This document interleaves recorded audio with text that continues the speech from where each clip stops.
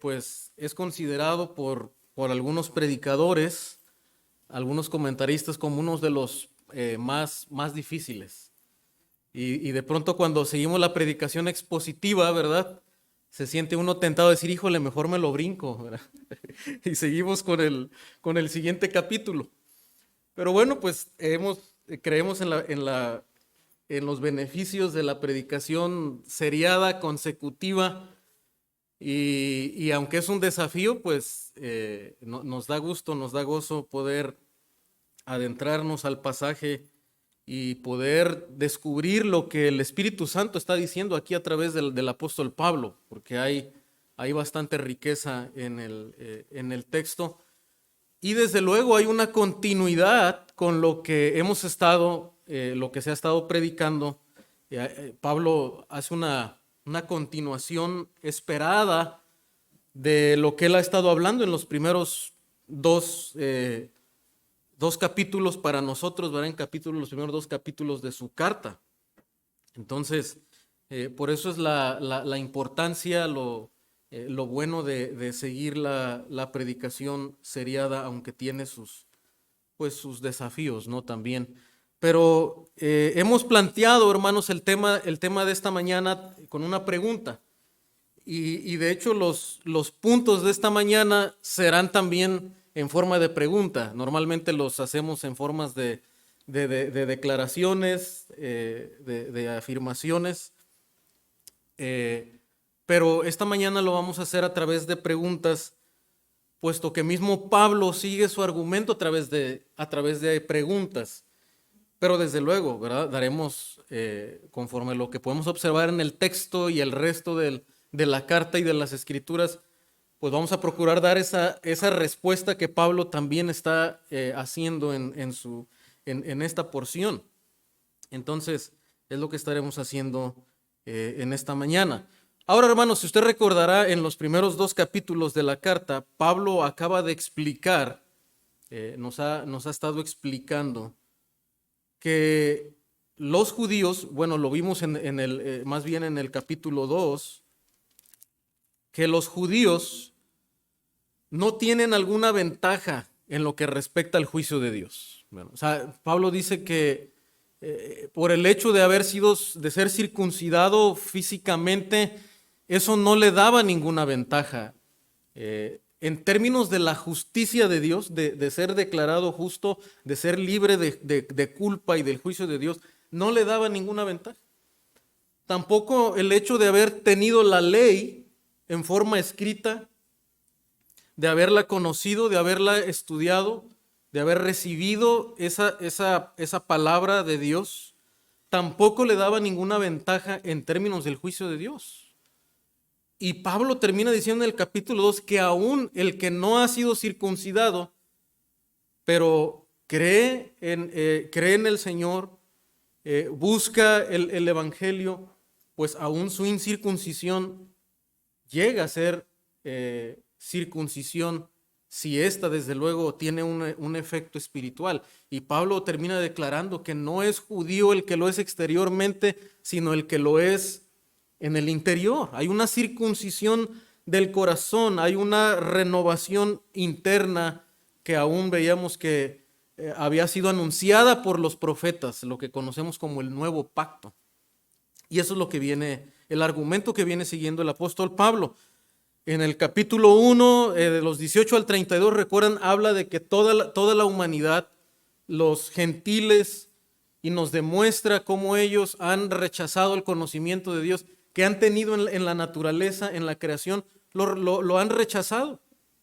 Y luego nos habla cómo también los judíos, teniendo el conocimiento de Dios en la ley escrita, y aún habiéndoseles dado la circuncisión como una señal del pacto que Dios había hecho con Abraham y su descendencia, pues también ellos han sido incrédulos.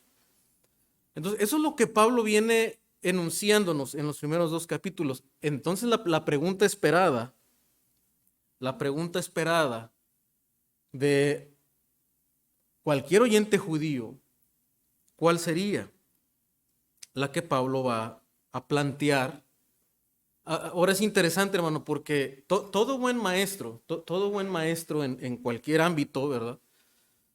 Que desarrolla experiencia, que desarrolla conocimiento, él sabe las preguntas que le van a hacer los alumnos, ¿no es cierto? O sea, después de estar enseñando tantos años, haber escuchado las preguntas de los alumnos y él buscar responder, después de tantos años, él ya sabe que al presentar cierto tema, ciertos argumentos, el alumno va a tener en su mente ciertas preguntas. El apóstol Pablo, ¿se acuerda que cuando iniciamos la carta decíamos que él está ya al final de su tercer viaje misionero? Tiene como misión ir a Roma, después a España, y él sabe, desde luego, hermanos, las preguntas que puede desatar en el oyente el argumento que él acaba de seguir.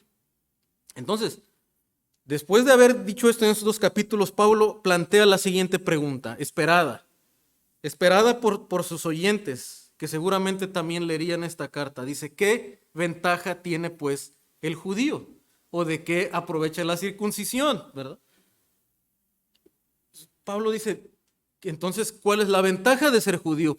¿De qué sirve tener la circuncisión? Si esto no me justifica delante de Dios, si esto no me libra del juicio de Dios, entonces, ¿qué ventaja tiene? ¿Por qué a Dios se le ocurrió, verdad?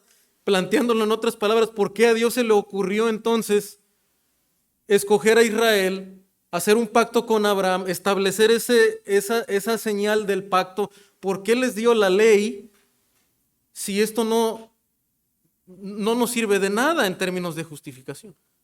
Ahora, no es que ellos lo están entendiendo así en términos de justificación. O sea, lo estamos planteando nosotros por el argumento que Pablo va a seguir. Pero la pregunta que ellos harían simplemente puede ser eso. O sea, ¿de qué nos sirve eso, Pablo? ¿Por qué nos dices eso? Ahora, Pablo también era judío, ¿se acuerdan? Circuncidado al 8º día, conocedor de la ley de Dios. Y por lo tanto él espera esa pregunta. ¿Qué ventaja tiene el judío? ¿De qué aprovecha la circuncisión? Y ese es el primer punto en esta mañana. ¿Qué ventaja tiene el judío? ¿De qué aprovecha la circuncisión? Ahora, ¿cuál es la respuesta del apóstol Pablo? Bueno, el apóstol Pablo no responde diciendo, bueno, no realmente no sirve, ¿verdad? No nos sirve de nada, no. Pablo responde, dice, mucho en todas maneras. Pablo está, ¿verdad?, preparándose en esta respuesta y les dice claramente a ellos, no piensen que esto no sirve de nada, que esto no es parte del plan de Dios. No, esto es parte del plan de Dios. Dios tiene un propósito, Dios ha tenido un propósito con esto y aprovecha mucho en todas maneras. Ahora la siguiente frase dice, primero, ciertamente que les ha sido confiada la palabra de Dios. Esa es la respuesta de Pablo. La respuesta de Pablo a la pregunta es que sí sirve de mucho, en muchas maneras, y luego dice, esto es que les ha sido confiada la palabra de Dios. Ahora, es interesante, hermano, porque cuando yo estaba leyendo nuevamente la carta a los romanos para empezar a preparar los mensajes, y en la clase que están tomando los hermanos, les pedimos que lean la carta durante 3 semanas que tenemos el curso, la lean 2 veces de forma corrida. Y cuando yo la estaba leyendo nuevamente la carta y veo que el apóstol Pablo dice, primeramente, y sigo leyendo y esperaba que dijera lo segundo. Como en un sermón, ¿verdad? Escrito, decimos, punto número 1, tú esperas que venga el 2, por lo menos 1 y 2. Porque dice que en muchas maneras, dice el apóstol Pablo. Son muchas, ¿verdad? Pues va a enumerar Pablo varias. Pero curiosamente, hermano, usted sigue leyendo versículos 8 y se sigue hasta el 9 y Pablo no enumera las siguientes. Entonces, ¿qué pasó ahí? Algunos llegan a decir, bueno, Pablo como que se distrajo, ¿verdad? Estaba escribiendo, se distrajo y ya no siguió con el argumento. Creo que no no sucedió eso. Y yo concuerdo con algunos comentaristas que la expresión que Pablo dice aquí, primero, no se refiere solamente en número, aunque sí hay varias razones que, por cierto, después Pablo las va a continuar en el capítulo 9 de Romanos. Es como si Pablo hiciera un paréntesis grandote, ¿verdad? Y después siguiera con el tema en el capítulo 9. Pero aquí nos está dando la introducción, adelantándose al pensamiento de aquellos que van a oír. Le dicen, no, esperen, ¿no? Yo no estoy diciendo que la circuncisión no sirve de nada. Entonces les da una respuesta, ¿verdad?, introductoria a esto y algunos argumentos, y sigue con el punto que está mencionando el apóstol Pablo. Pero creo que entonces cuando dice primero, no es que Pablo va a enumerar varias en este momento, sino que nos va a decir cuál es la principal y la más importante. Eso es lo que considero yo que Pablo está queriendo decir cuando dice primero. O sea, la más importante de todas, la más destacada, que ahora les voy a mencionar, ¿verdad?, es la siguiente, y dice que les ha sido confiada la palabra de Dios. Es decir, hermanos, que ellos recibieron la revelación especial de Dios. Ellos recibieron la revelación especial de Dios. Y con revelación especial queremos decir, hermanos, ¿se acuerda que en el capítulo 1:18 dice que Dios se ha revelado a todo el mundo? ¿Se le reveló a través de qué? De la creación. Y dice que la creación muestra el eterno poder y deidad de Dios. En la creación nosotros vemos el poder de Dios. Con ver los truenos, ¿verdad? Con ver el universo inmenso, con ver el mar, crea una impresión en nosotros. El poder de Dios, y nadie puede negar eso. Esa es la revelación general, le han llamado los teólogos, la revelación general de Dios. Es para todo el mundo, todos son testigos de esa revelación. Pero a los judíos Dios les dio una revelación muy especial, que no se la dio a las demás naciones. Dios se dio a conocer de una manera particular. Él habló. Ellos escucharon la voz de Dios. Moisés recibió la palabra de Dios en tablas. Y Dios estuvo revelando a ese pueblo de muchas maneras, dice el autor de Hebreos. A los padres, dice, por los profetas. Entonces, hermano, por eso es que el apóstol Pablo dice, mira, en términos generales, la principal razón, y es como que Pablo hace un resumen de todo y categoriza, dice, ellos recibieron la palabra de Dios, la revelación especial de Dios. Entonces, sí tenían una ventaja los judíos, sí tienen una ventaja los judíos sobre los demás, sobre el resto de las naciones. ¿Y cuál les dice Pablo? Que ellos recibieron la palabra de Dios, lo que el resto no había podido recibir. Ahora, como bien dijo Pablo, esto no es que justificaba, porque no por el hecho de oírla y de conocerla, eso te hace justo delante de Dios, sino los que practican la ley de Dios. Pero la respuesta de Pablo es contundente, dice, ellos han recibido la palabra de Dios. Note también lo que dice en Romanos 9. Nos vamos a adelantar para ver cómo es que Pablo después vuelve a mencionar este asunto y enuncia este argumento también de que recibieron la revelación de Dios, pero añade detalles. Romanos capítulo 9. Note lo que dicen, voy a leer hasta el 8. Dice, verdad digo en Cristo, no miento, y mi conciencia me da testimonio en el Espíritu Santo, que tengo gran tristeza y continuo dolor en mi corazón, porque deseara yo mismo ser anatema, o sea, maldito, separado de Cristo, por amor a mis hermanos, los que son parientes según la carne, que son, dice, israelitas, de los cuales son, dice, la adopción, la gloria, el pacto, la promulgación de la ley, ¿verdad? Dice que recibieron la palabra de Dios, les fue confiada. Ellos recibieron la promulgación de la ley, ellos recibieron los pactos, fueron transmitidos los pactos con Abraham, con Moisés. Dice, el culto, todas esas ordenanzas que ellos, esa simbología que tenían, ellos las recibieron, no las demás naciones. Y también las promesas. Fueron adoptados como hijos de Dios, como un pueblo especial entre todos los pueblos. Y luego dice, versículo 5, de quien son los patriarcas y de los cuales, según la carne, vino Cristo, el cual es Dios sobre todas las cosas, bendito por los siglos. Amén. Hermano, mire, toda la revelación que ellos recibieron. Y la mayor revelación, ¿verdad?, es que de su descendencia, de los patriarcas de ellos y de toda la descendencia de ellos, del linaje, a través de Abraham, de Isaac, de David, vendría, dice, Jesucristo, según la carne. La descendencia de ellos, hermano, recibió al Mesías. Y esa es la ventaja que ellos tienen, dice el apóstol Pablo. Y de ellos son, a ellos pertenecen.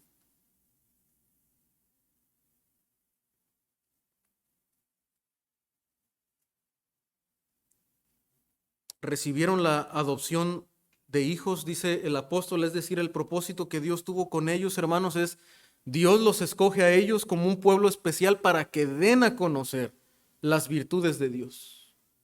Que como un pueblo sacerdotal puedan ser un intermediario entre Dios y los hombres, dando a conocer la gloria de Dios. Y de esa manera fueron adoptados como hijo de Dios. Y finalmente recibieron al Mesías de su descendencia. Esa es la respuesta del apóstol Pablo, hermanos, a la primera pregunta. ¿Qué ventaja tiene el judío? Bueno, ellos han recibido, de ellos son las promesas, la revelación especial de Dios. Pero note cómo continúa el argumento del apóstol Pablo regresando a capítulo 3.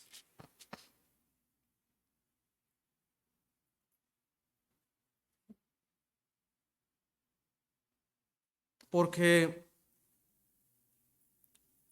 nosotros estamos mencionando que el hecho de que ellos eran judíos y hayan recibido esa revelación y hayan tenido esas promesas no les justificaba delante de Dios, dice el apóstol Pablo. Eso no te hace justo delante de Dios.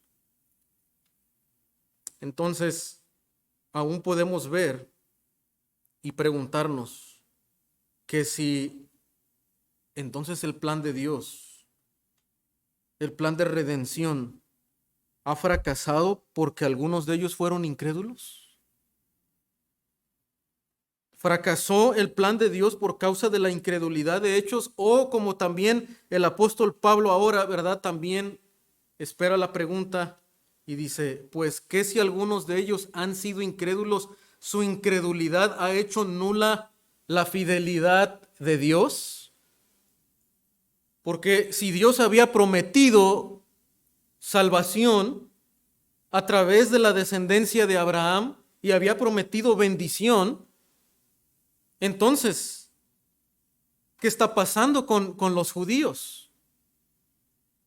Y cómo a través de la historia, ¿verdad? Ellos han sido juzgados y ahora mismo estaban en un estado de dominio por medio del Imperio Romano.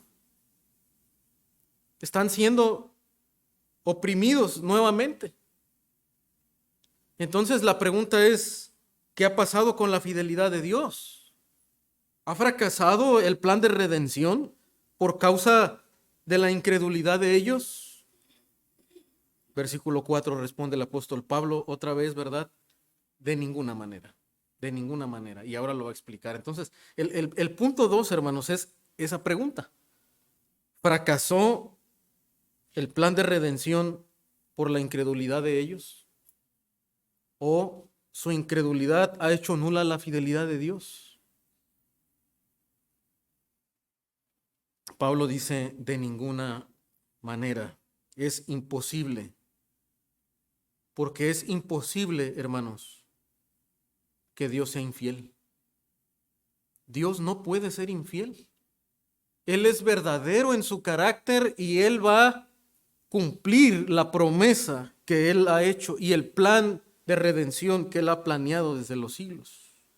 Dios cumplirá todas las promesas que hizo a la nación ahora. Aunque algunos judíos no puedan recibirlas como resultado de su incredulidad. Ahora, lo que está diciendo Pablo, hermano, no es que todos los judíos que son descendencia de Abraham, que son linaje, que son judíos étnicos, van a ser salvos. Eso no lo está afirmando aquí el apóstol Pablo. Note lo que dice, ¿verdad? Pues que si alguno de ellos han sido incrédulos, su incredulidad ha hecho nula la fidelidad de Dios. Porque note lo que va a mencionar el apóstol Pablo en Romanos capítulo 9, versículo 6.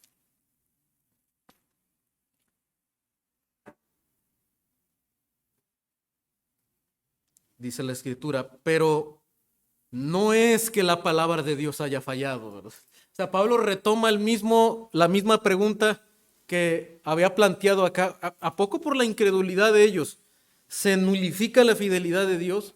¿Fracasa el plan de redención, la promesa de Dios? No, la palabra de Dios no ha fallado. Por eso Pablo puede decir, porque no me avergüenzo del evangelio, porque es poder de Dios. La palabra de Dios no puede fallar. Por eso no me avergüenzo, porque tiene poder. Tiene poder para salvar. Pero pues entonces, ¿por qué algunos fueron incrédulos? Su incredulidad anula la eficacia de la palabra de Dios y la fidelidad de Dios. No, dice Pablo, porque no todos los descendientes de Israel son Israel. Ese es el punto. O sea, Pablo está haciendo una distinción entre dentro del Israel nacional, de los que son descendientes, de los que son verdadero Israel de Dios. ¿Y cuáles son? Los que creyeron la promesa de Dios realmente, la promesa del Mesías, y los que recibieron al Salvador. Esos son el verdadero Israel. Entonces, por eso puedo decir, Pablo, no, Dios no ha sido infiel. El problema ha estado en el corazón de muchos, de mis parientes, de mis compatriotas que han rechazado al Mesías y que no creyeron y no vieron la necesidad de un Salvador.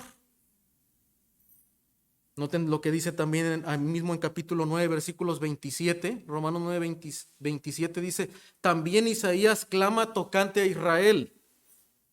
Si fuera el número de los hijos de Israel como la arena del mar, tan solo, ¿quiénes serán salvos? El remanente, ¿verdad? Un remanente que es fiel, un grupo pequeño que será salvo. Esa es la promesa de Dios. Entonces ellos no pueden ser, bueno, no, mira, Dios no ha sido fiel porque mira cómo hemos sido castigados. No se ha cumplido la promesa. Dicen, no, es que Dios ha prometido salvar a un remanente, no a todos, por ser judíos y por simplemente haber nacido como descendiente de Abraham.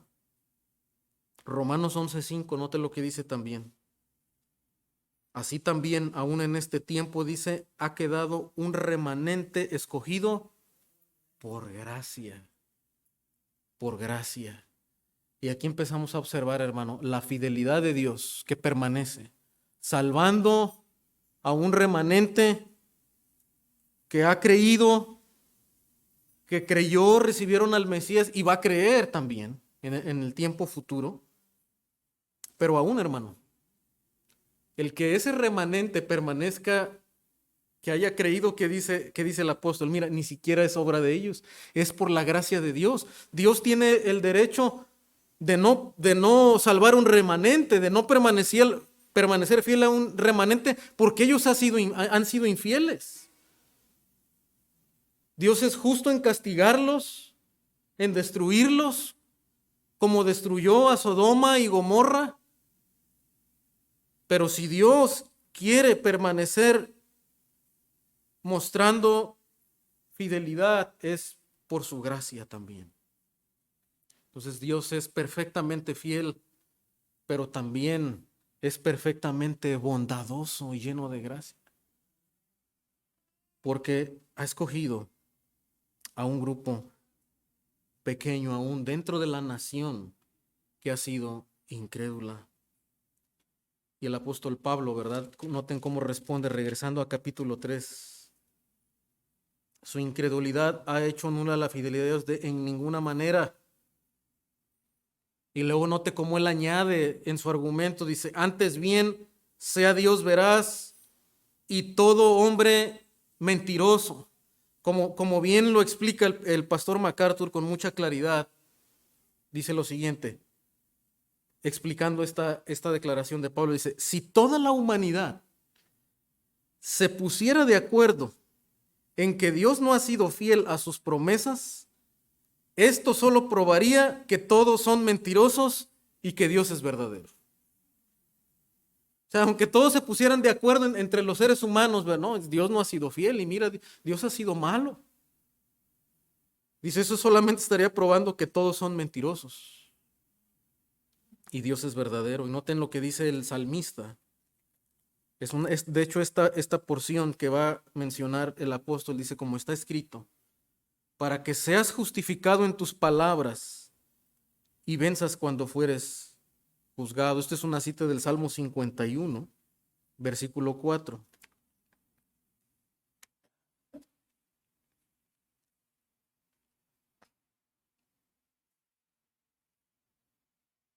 Que dice David en su oración de confesión,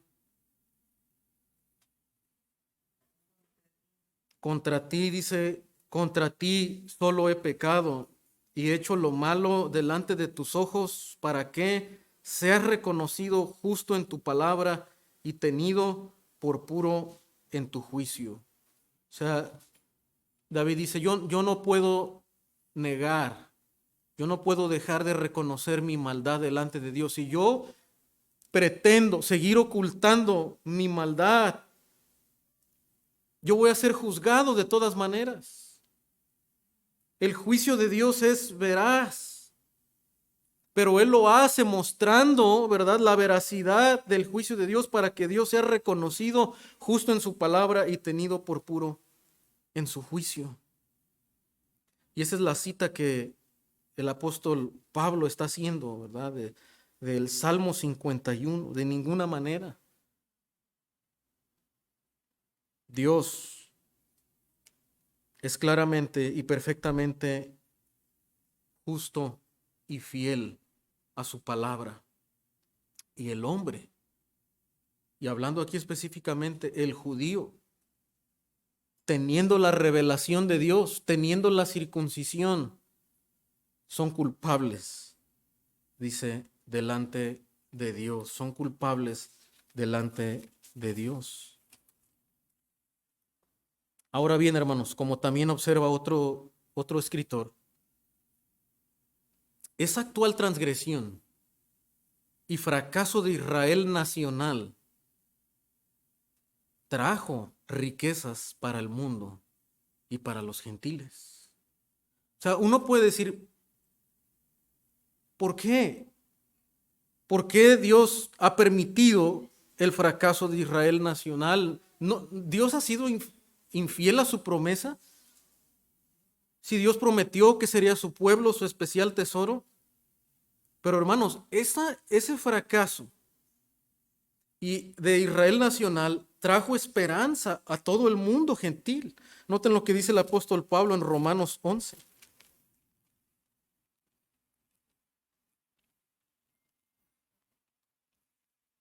Versículos 11 y 12. Romanos 11, versículos 11 y 12. Digo, pues, ¿han tropezado los de Israel para que cayesen? En ninguna manera.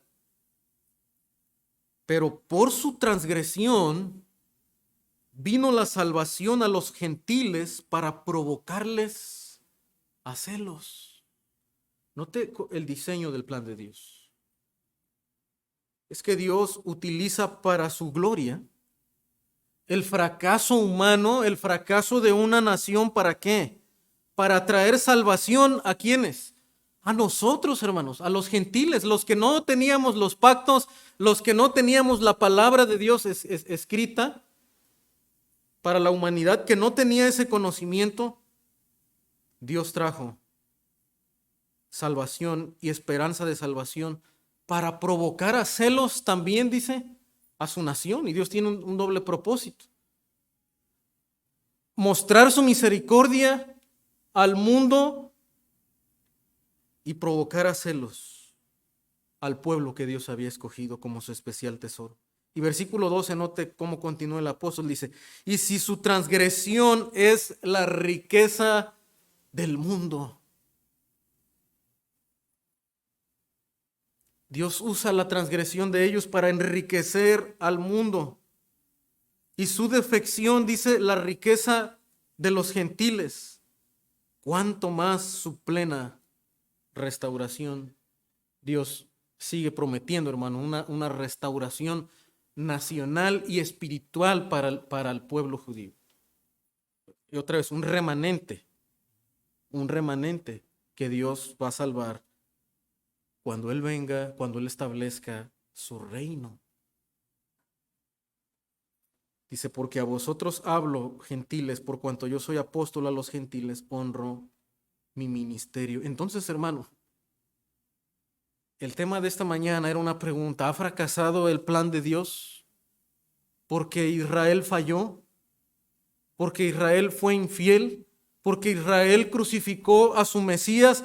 No, porque la incredulidad de Israel, hermano, no ha detenido, no ha frustrado los planes de Dios, porque Dios está usando aún la incredulidad de Israel para bendecir al mundo, para darnos esperanza de salvación a nosotros. Por eso no ha fracasado el plan de redención de Dios. Pero ahora, hermanos, en el versículo 5, Pablo sigue mostrando su carta, presentando su argumento, esperando las preguntas de ellos, del oyente. Versículo 5, Pablo afirma esto que acabamos de mencionar: y si nuestra injusticia hace resaltar la justicia de Dios. O sea, Pablo está diciendo: mira, aunque el mundo vea de manera fatídica, ¿verdad?, el pecado, la inmoralidad en el mundo, la maldad. Y ¿por qué existe la maldad? ¿Por qué un Dios bueno permitiría la maldad en el mundo? Y Pablo dice: mira, es que la injusticia del ser humano, y él en su argumento también mostrando la injusticia del judío, que teniendo la circuncisión y teniendo los pactos han rechazado al Mesías. Pero dice: aún la injusticia del hombre tiene un propósito en el diseño de Dios. La maldad del hombre hace resaltar ¿qué? La justicia de Dios. El rechazo de los judíos, la infidelidad de ellos ha traído riqueza y esperanza a la humanidad. Y eso es lo que afirma Pablo. Pero ahora, ¿verdad? Entonces la pregunta esperada es, dice, ¿qué diremos? ¿Será injusto Dios que da castigo? Y dice Pablo: hablo como hombre, ¿verdad? Porque él está entrando, hermano, a preguntas filosóficas, cuestionando a Dios, ¿verdad? Por eso él aclara: no, estoy hablando como hombre, ¿verdad? O sea, Pablo, desde luego, lo que está haciendo en su carta es mostrar la justicia de Dios. Pero él hace esto porque sabe que en la mente del ser humano es intentar cuestionar a Dios y desviarse también del asunto más importante, que es la culpa del ser humano. Entonces, ante su responsabilidad y ante su culpabilidad, hermano, entonces el hombre empieza a preguntarse: ¿verdad? ¿Pero por qué existe la maldad? ¿Y por qué Dios castiga? ¿Por qué un Dios bueno va a mandar personas al infierno?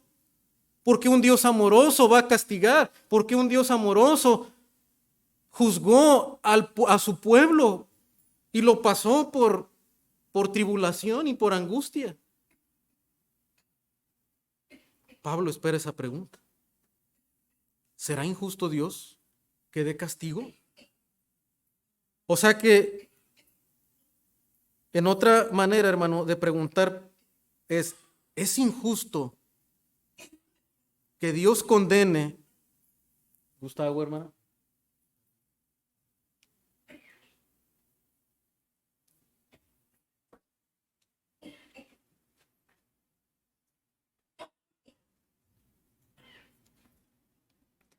¿Será injusto Dios que da castigo o en otra manera es injusto que Dios condene a unas personas cuyo pecado repercute en su gloria?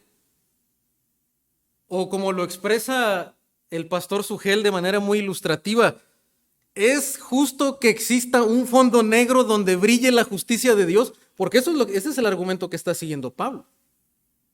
Y eso es lo que está mostrando. Todos han pecado. Y aún el pueblo que tenía el pacto de Dios también lo ha quebrantado.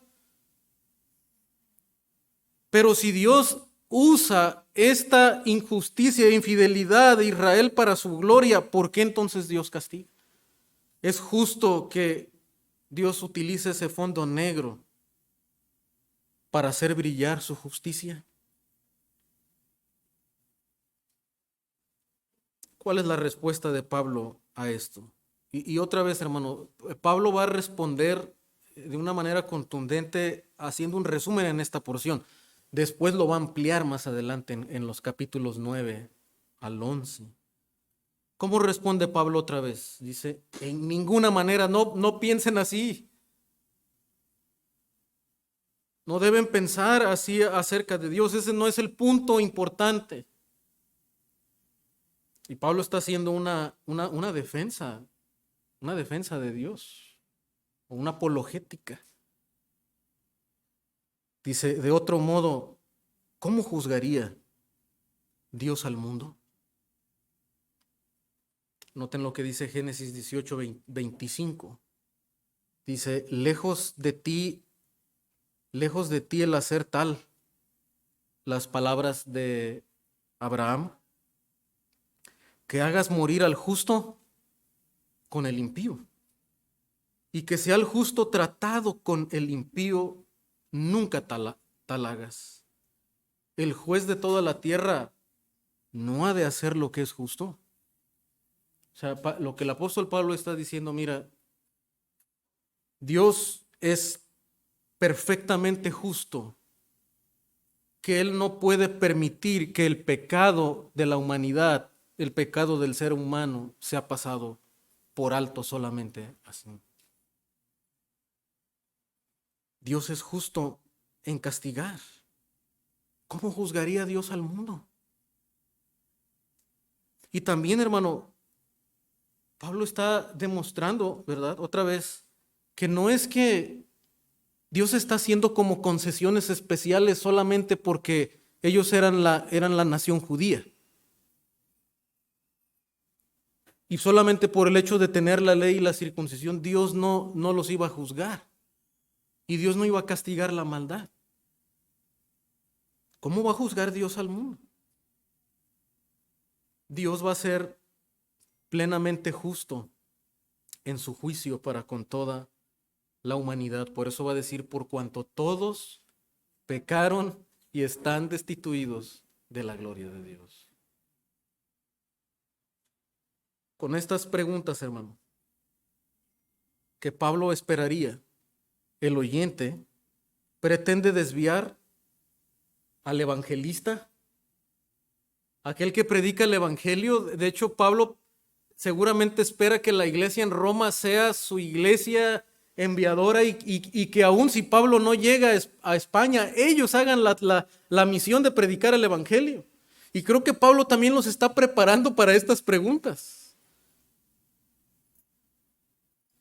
Y si usted ha tenido la bendición de compartir el evangelio con un no creyente, usted espera ese tipo de preguntas, hermano. El oyente siempre busca desviar al evangelista del asunto más importante, que es la culpabilidad del hombre. Sin embargo, hermano, Pablo concluye que la condenación de quienes argumentan de este modo es merecida. Es decir, no hay excusa. Aunque tú intentes cuestionar a Dios de esa manera, al final la condenación y el justo de Dios es merecida, dice el apóstol Pablo. ¿Y por qué no decir como se nos calumnia y como algunos cuya condenación es justa?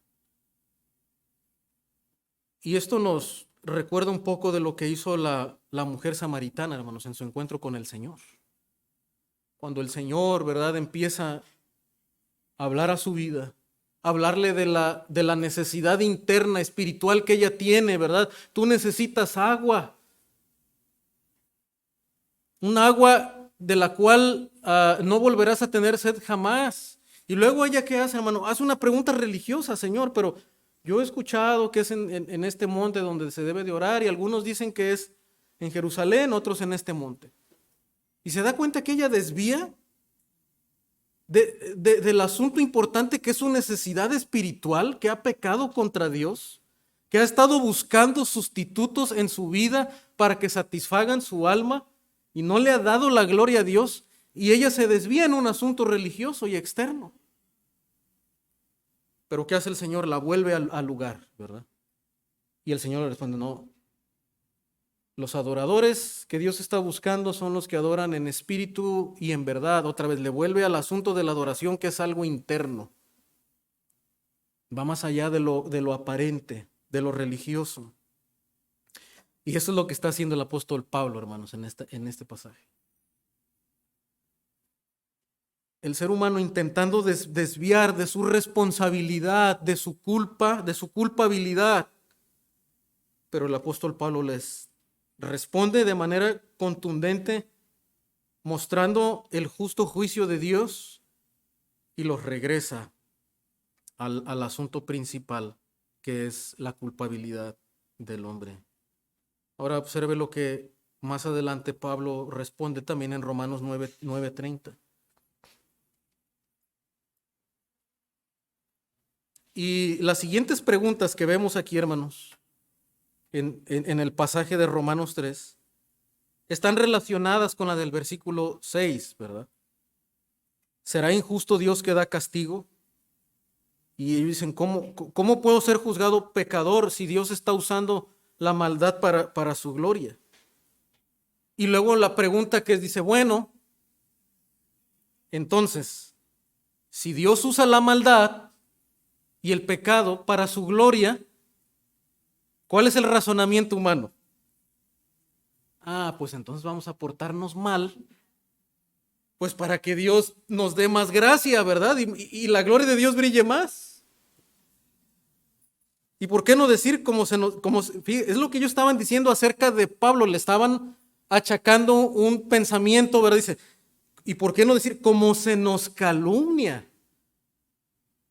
Y como algunos cuya condenación es justa afirman que nosotros decimos, hagamos males para que vengan bien. O sea, porque Pablo predicaba el evangelio de la gracia en Cristo, mostrando que había esperanza para el hombre que había quebrantado la ley de Dios, siendo justificado a través de Cristo, y eso resaltaría la gloria de Dios, la gracia de Dios y su fidelidad. Y entonces dicen, mira, el evangelio que Pablo está predicando es, bueno, pues entonces pórtate mal, ya no obedezcas la ley de Dios, porque al final Dios te va a dar más gracia. Y Pablo responde, no, el justo de Dios es justo. Note lo que responde en Romanos 9:30. Dice, ¿qué pues diremos? ¿Que los gentiles que no iban tras la justicia han alcanzado la justicia? Es decir, la justicia que es por fe. Mas Israel, que iba tras una ley de justicia, no la alcanzó. ¿Por qué? Porque iban tras ella, no por fe, sino como por obras de la ley.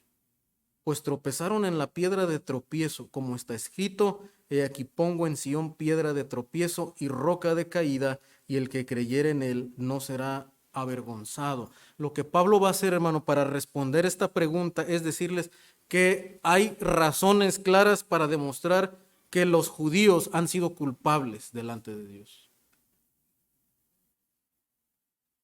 La respuesta es mostrarle otra vez y llevarlo al punto de su culpabilidad. Pablo no intenta filosofar discutiendo con ellos. No, él simplemente les vuelve al punto. No, dice cuya condenación es justa. Pablo dice: acabo de demostrarles en 2 capítulos que gentiles y judíos son culpables delante de Dios. Y en Romanos 9:30, hermano, Pablo demuestra esa culpabilidad del judío que tenía la ley de Dios. ¿Por qué? ¿En dónde estuvo el fracaso de ellos? ¿Y en dónde está el fracaso, hermano, de cualquier persona que teniendo la palabra de Dios y escuchando la palabra de Dios, vive en sus propios caminos, rechaza a Dios y vive en pecado? El fracaso no es por causa de que la palabra de Dios sea ineficaz o el evangelio sea ineficaz. Dice, es la incredulidad, dice, de ellos. Dice, Israel iba tras una ley de justicia y no la alcanzó. Y Pablo, ¿por qué no la alcanzaron? Dice, porque iban tras ella no por fe, sino como por las obras de la ley. ¿Saben dónde se enfocaron ellos? En la letra de la ley. El apóstol diciendo, mira, el propósito de que Dios dio la ley no era porque ellos iban a ser salvos cumpliendo las obras de la ley. Así no serían salvos. Ellos tenían que tener fe al ver la ley y al entender que quebrantaban la ley de Dios y que no eran fieles a Dios. Esa culpabilidad, ese peso que traería la ley, los debería ver por fe ¿a quién?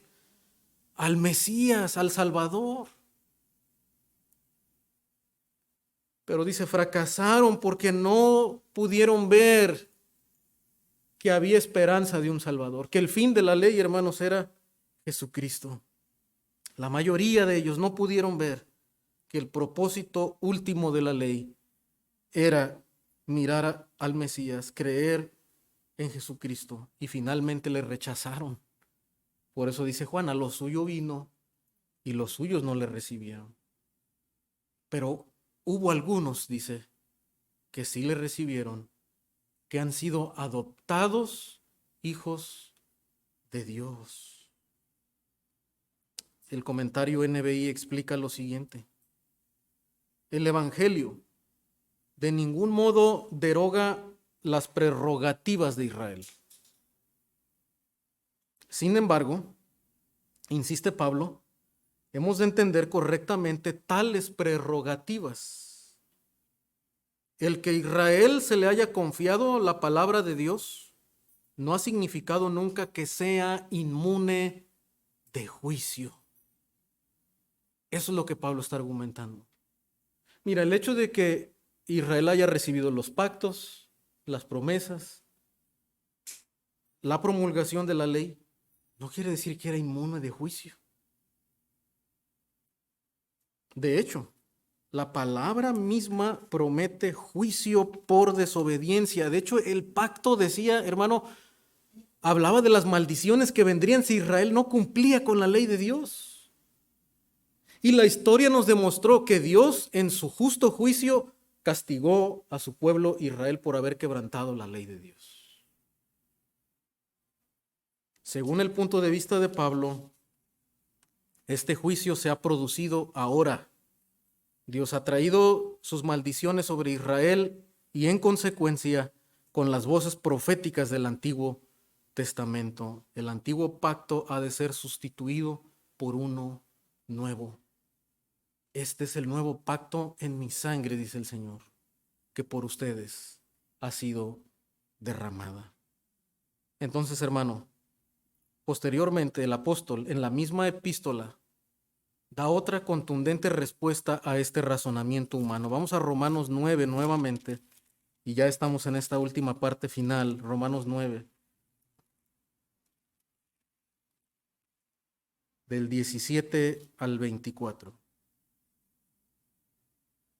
Ahora le vuelvo a la pregunta, a la tercera pregunta que estamos intentando responder, ¿verdad? Que Pablo está esperando. ¿Será injusto Dios que da castigo? ¿Y por qué Dios nos juzga si mi infidelidad hace resaltar la justicia de Dios? ¿Será justo que Dios da castigo? Bueno, entonces pues vamos a hacer lo malo, si eso va a resaltar la gracia y la fidelidad de Dios. Pero note lo que Pablo responde en 9:17, porque la Escritura dice a Faraón: para esto mismo te he levantado, para mostrar en ti mi poder, para que mi nombre sea anunciado por toda la tierra. De manera que de quien quiere tiene misericordia, y al que quiere endurecer, endurece. Pero me dirás, y ahí viene la misma pregunta: ¿por qué pues Dios sin culpa?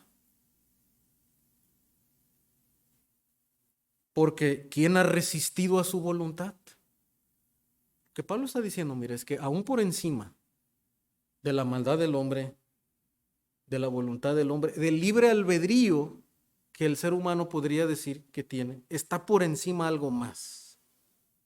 Y es la voluntad soberana de Dios y su plan de redención. Versículo 20, continuamos, dice: mas antes, oh hombre, ¿quién eres tú para que alterques con Dios? Noten la respuesta que ahora da el apóstol Pablo. Pablo acá entre paréntesis dice: hablo como hombre. O sea, yo no puedo cuestionar a Dios de esta manera. Y lo explica ahora más adelante en Romanos, dice: si tú te atreves a hacer esta pregunta, dice, ¿quién eres tú para que alterques con Dios? Dirá el vaso de barro al que lo formó: ¿por qué me has hecho así? ¿O no tiene potestad el alfarero sobre el barro para hacer de la misma masa un vaso para honra y otro para deshonra?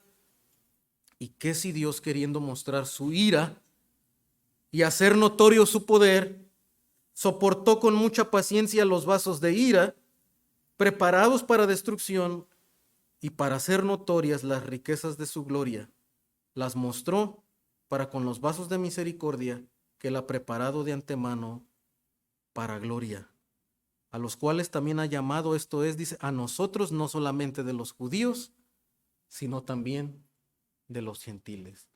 Lo que está diciendo el apóstol Pablo acá, hermanos, para resumir y terminar ese argumento, es que primero dice, mira, en realidad el hombre no tiene derecho para altercar con Dios. Y decir, ¿por qué juzgas Dios? ¿Por qué estás tú usando el pecado y la injusticia del ser humano para hacer brillar tu justicia? Porque Él es Dios, esa es la respuesta. Esa es la respuesta simple, Él es Dios. Y Él es lo más grande, lo más justo. Él es el creador de todo. Y eso es lo que lo hace ser Dios. El hombre no puede cuestionarle de esa manera. Dice, no puedes preguntarle, ¿por qué me has hecho así?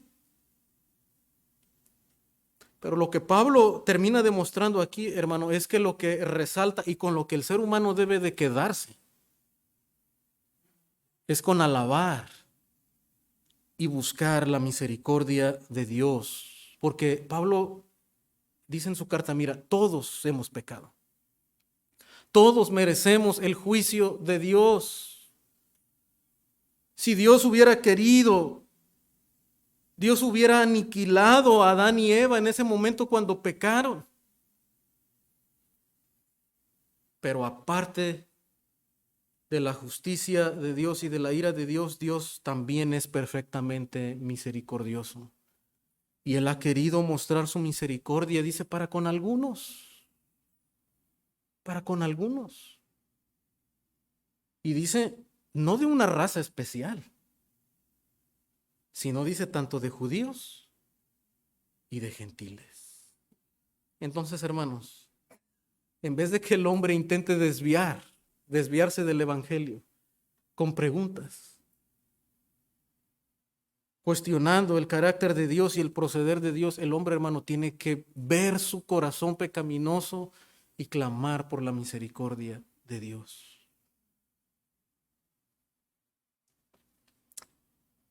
Y note cómo Pablo termina con esta declaración, hermanos, porque lo que estamos diciendo, yo no dudo que aún todavía en su mente pueden estar algunas preguntas acerca de lo que Pablo está diciendo y de lo que estamos intentando explicar en esta mañana. No estoy diciendo que esto sea sencillo. Recuerdo que desde que estaba antes de la universidad y en la universidad, estas preguntas, estos argumentos de Pablo eran, ¿verdad?, el coco aquí de querer entender lo que Pablo está diciendo. Pero noten lo que dice el apóstol Pablo, hermano, en Romanos 11:33. ¿Cómo termina? Pablo está entendiendo que él está adentrándose a cosas maravillosas que sobrepasan la sabiduría del hombre. Esto no es filosofía humana. Dice Pablo, tú no vas a poder entender a Dios con tu razonamiento humano, con la filosofía humana. Y noten cómo termina Pablo, dice, oh profundidad de las riquezas de la sabiduría y de la ciencia de Dios, cuán insondables son sus juicios e inescrutables sus caminos. Es decir, que te vas a quemar el cerebro, ¿verdad? Intentando comprender la mente de Dios porque es imposible. Y lo único que tenemos que aceptar, hermano, lo que dice Pablo, no, dice antes sea Dios veraz y todo hombre mentiroso. Dios es fiel y nada más. Dios es justo y nada más. Y Dios tiene el derecho de castigar y de juzgar el pecado. Dice, ¿quién entendió la mente del Señor? ¿Quién fue su consejero? ¿O quién le dio a él primero para que le fuese recompensado? Porque de él y por él y para él son todas las cosas. A él sea la gloria por los siglos. Al final, hermano, cuando reconocemos eso, Dios es justo, Dios es fiel, Dios tiene el derecho de juzgarme y yo acepto la misericordia de Dios, hermano, le estamos dando la gloria a Dios. Por eso en el Evangelio, hermano, está la gloria de Dios y la gloria de su Hijo. Y termino con algunas aplicaciones, hermano. Y Pablo va a decir esto en los siguientes versículos. Dice, los gentiles no somos mejores que los judíos. Los gentiles no somos mejores que los judíos. Hermano, ¿cuántas personas hoy en día han escuchado en una iglesia fiel a la palabra de Dios, evangélica, semana tras semana, las glorias del evangelio de salvación y las han rechazado? Nosotros no podemos decir, bueno, yo no tengo la ley de Dios, yo no conocía la ley de Dios. No, hermano, nosotros tenemos mucha más revelación inclusive, porque nosotros tenemos el Nuevo Testamento, tenemos la Biblia entera completa. Sabemos del Cristo encarnado y a detalle la obra de la cruz. Pero aún así, hermano, ¿cuántas personas siguen rechazando, estando en una iglesia, escuchando semana tras semana el evangelio de salvación y lo siguen rechazando? Y lo siguen rechazando no intelectualmente porque tal vez lo pueden entender y pueden saber que eso es verdad, pero en lo profundo de su corazón, en realidad ellos no están viviendo para Dios, no han aceptado a Jesucristo como el único medio de salvación para su alma condenada. ¿Cuántas personas, hermano, han sido testigos? Han visto a otros creyentes transformados por la palabra de Dios, han visto a sus propios padres, han visto a su familia transformados por la palabra de Dios y aún así quieren permanecer en su propio camino. No somos mejores que los judíos. Ellos tuvieron mucha revelación, pero nosotros también.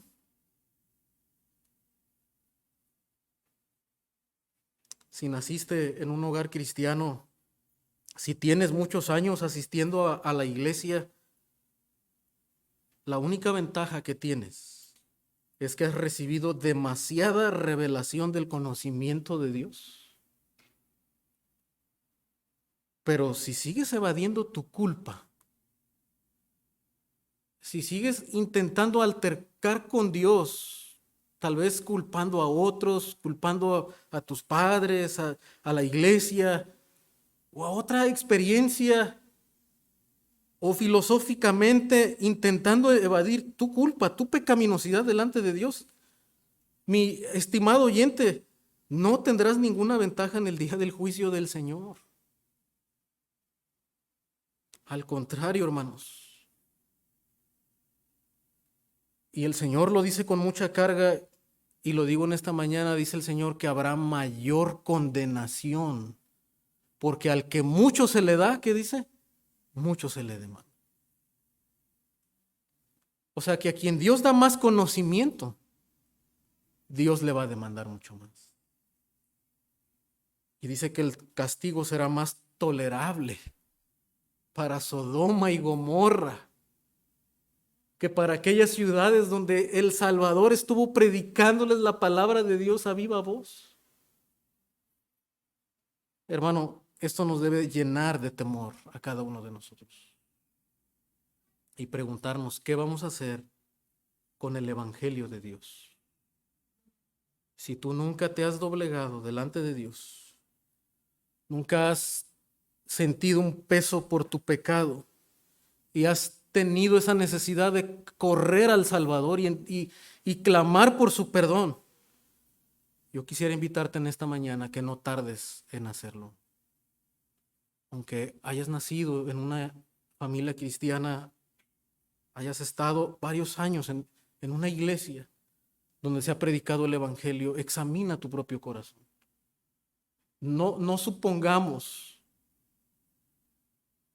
que estamos inmunes al juicio de Dios, como muchos de los judíos pensaron que eran inmunes al juicio de Dios, pensando, bueno, Dios va a ser fiel. Soy el pueblo de Dios, Dios no me va a castigar. Pero no, el juicio de Dios es para todos aquellos que han rechazado al Mesías. ¿Por qué en vez de intentar altercar con Dios no aceptas tu profunda necesidad de un Salvador?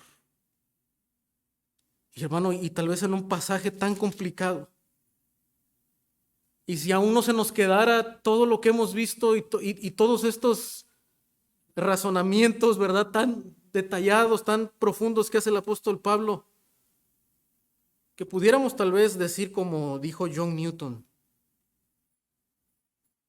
John Newton había sido un hombre muy rebelde, muy liberal cuando fue joven, un hombre blasfemo, así lo llamaban, el blasfemo. Y después de aquella noche lleno de temor se convirtió al Señor. Y cuando este hombre, hermano, al final de sus años, cuando ya la demencia estaba llegando a su mente, dijo lo siguiente: aunque mi memoria casi se ha ido, dos cosas recuerdo muy claramente: que soy un gran pecador y que Cristo es un gran